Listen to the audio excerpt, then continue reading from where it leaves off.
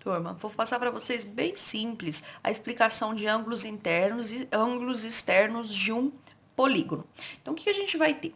Toda vez que eu tenho um polígono, eu vou ter ângulos da parte de dentro dele e ângulos na parte de fora. Esses ângulos são chamados ângulos internos e externos. Eles variam de figura para figura.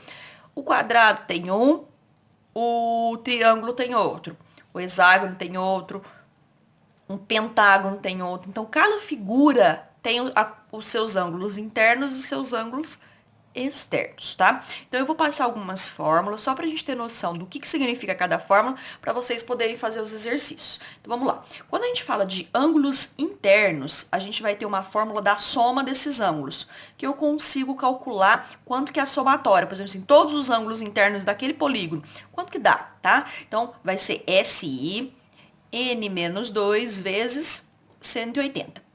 Toda vez que eu falo de n, é número de lados, tá?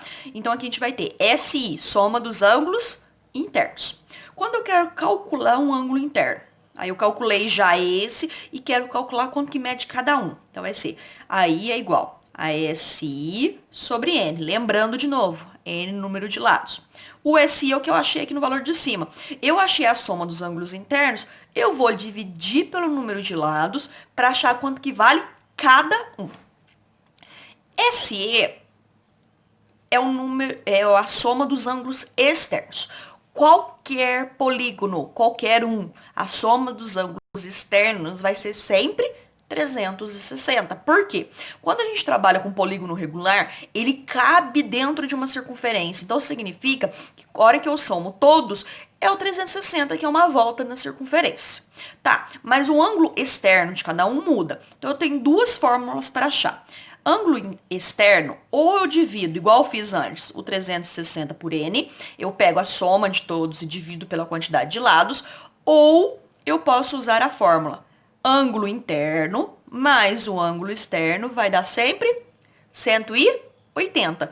Os dois somados, que eu já calculei do lado de cá, eu consigo somar dos dois, dá 180. Então, também fica fácil de calcular. Qualquer uma das duas fórmulas chega no mesmo resultado. Outra fórmula que a gente usa quando a gente trabalha com um polígono, a gente trabalha com diagonais. E a fórmula da diagonal, n menos 3 dividido por 2. N, número de lados. D, quais são as diagonais. O que significa isso? Diagonal, eu vou fazer um desenho aqui, não sei se vai ficar muito bom.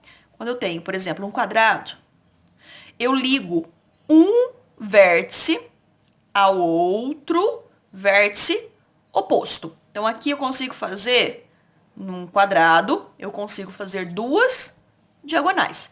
Dependendo da figura, eu consigo fazer mais diagonais, menos eu não consigo. Eu não consigo ter uma figura com uma diagonal só. Aqui tem menos diagonais, é o quadrado.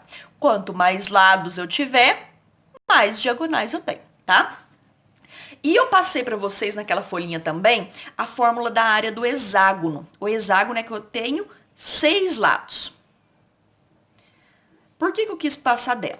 Quando a gente viu semana passada da parte de geometria espacial, a gente vai ter muitas pirâmides com bases hexagonais, muitos prismas de bases hexagonais. E lá pede para calcular a área desse hexágono. E ele é uma figura um pouquinho mais complicada de achar. Então, eu passei para vocês uma das fórmulas que a gente consegue achar a área de um hexágono, porque a gente vai precisar para usar lá na geometria espacial. Então, a gente vai ter a área do hexágono, 3, lado ao quadrado, raiz de 3 dividido por 2. Nessa daqui, a gente consegue calcular a área do hexágono usando o lado. E aqui vai ter valores fixos, raiz de 3, 2 e o 3 aqui na frente, tá? E usando o lado D. Tem uma outra forma, que depois a gente vai ver mais pra frente, que quando o hexágono é dentro do círculo, a gente chama circunscrito, tá? Que ele tá dentro do círculo. Esse circunscrito, ele vai ser para calcular o apótema, mas a gente vai ver mais pra frente.